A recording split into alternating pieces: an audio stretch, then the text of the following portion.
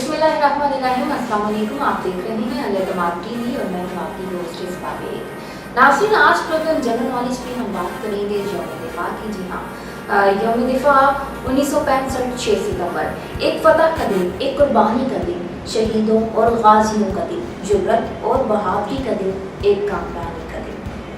अकाबों के तसल्लुत पर फजाएं फख्र करती हैं, खुदी के रास्तानों पर दुआएं फख्र करती हैं। वतन से जिनके बेटे पैदा हों महमूद आलम से, वो धरती सर उठाती है, वो माँ फख्र करती है।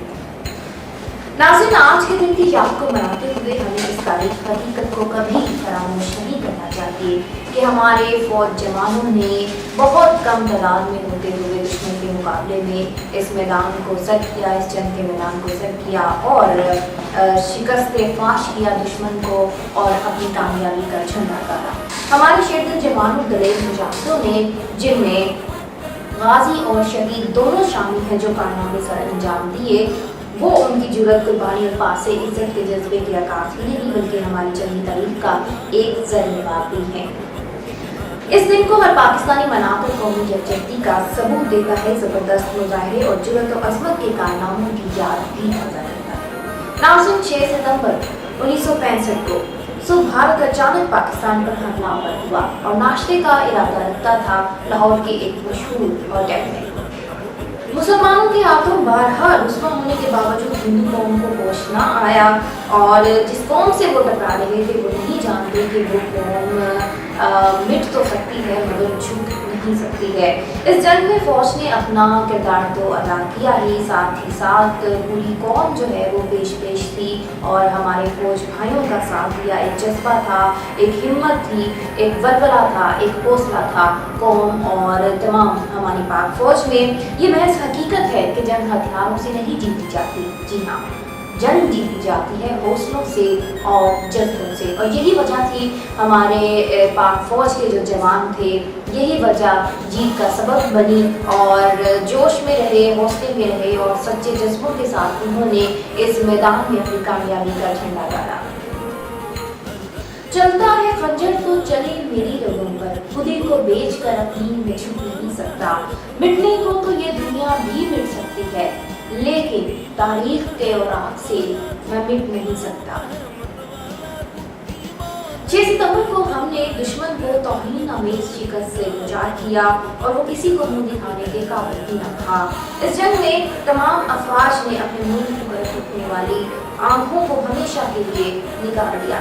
अब नाम लेते हैं जंग के अजीम पहलू का, मालूम का, जिन्होंने 1 मिनट से भी कम वक्त में, कुछ ही सेकंड्स में अपने अजली दुश्मन के 5 प्यारों को तबाह किया। ये कारनामा करके मालूम ने भारतीय हुकूमत और उसकी आवाम के सांस ही खत्म कर दिए और वो क्या कहते हैं कि उनका शमशान घाट बना दिया।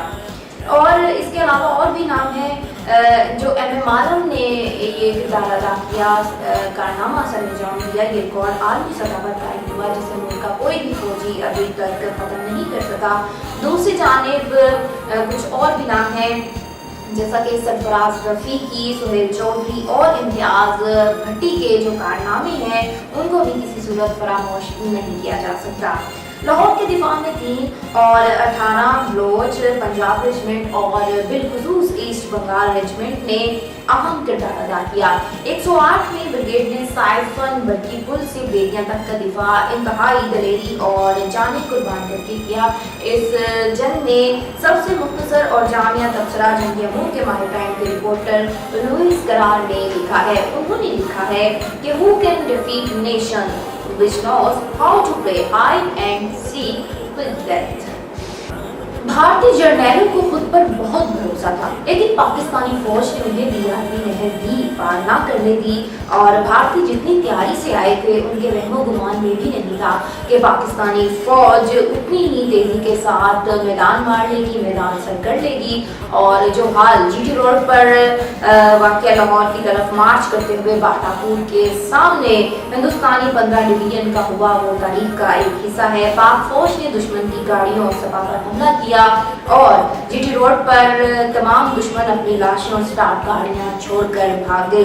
इन हालात का जिक्र किसी पाकिस्तानी राइटर ने नहीं किया बल्कि इन हालात का जिक्र भारतीय वजारत दिफा के एक ऑफिसर RD प्रधान ने अपनी किताब the inside story of 1965 war में किया है कि वहाँ पर जो उनका दस्ता था उनकी कहीं पे लाशें बिखरी पड़ी थी और कहीं पे स्टाफ गाड़ियाँ थी और भारतीय फौजी मौजूद ना थे।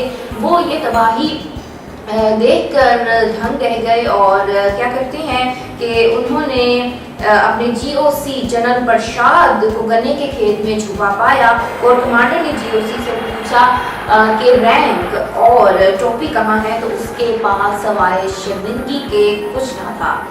क्योंकि हमारी पाक फौज ने दुश्मन को शिकस्त फाश से दो चार कर दिया था, इसलिए भारतीय तमाम फौजियों के पास, जर्नैलों के पास शर्मिंदगी के सिवा कुछ ना है।